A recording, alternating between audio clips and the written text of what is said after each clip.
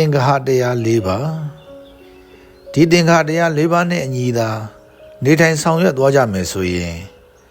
ပတ်ဝန်းကျင်ကလူတွေရဲ့ချစ်ခင်မြတ်နိုးမှုလေးစားတန်ဖိုးထားမှုကိုရရှိနိုင်ပြီးဒီဘဝကနေကွယ်လွန်အိဋ္ဌရောက်ခဲ့ရင်လေနေရွာဒုက္ခတိကိုလာရောက်နိုင်ပါတယ်တဲ့ဒီသင်္ဂဟတရား၄ပါးဟာမြတ်စွာဘုရားရှင်ကိုယ်တော်မြတ်သုတ်ပါထေယပါဠိတော်မှာဟောကြားတော်မူခဲ့တာဖြစ်တယ်။ဘာတွေလဲဆိုရင်နံပါတ်1ဒါနပေးကမ်းစွန့်ကြဲလှူဒန်းခြင်းနံပါတ်2ပေယဝိဇ္ဇချစ်ဖွယ်သောစကားကိုပြောဆိုခြင်းနံပါတ်3အဋ္ဌစရိယာသူ့အကျိုးစီးပွားကိုဆောင်ရွက်ခြင်း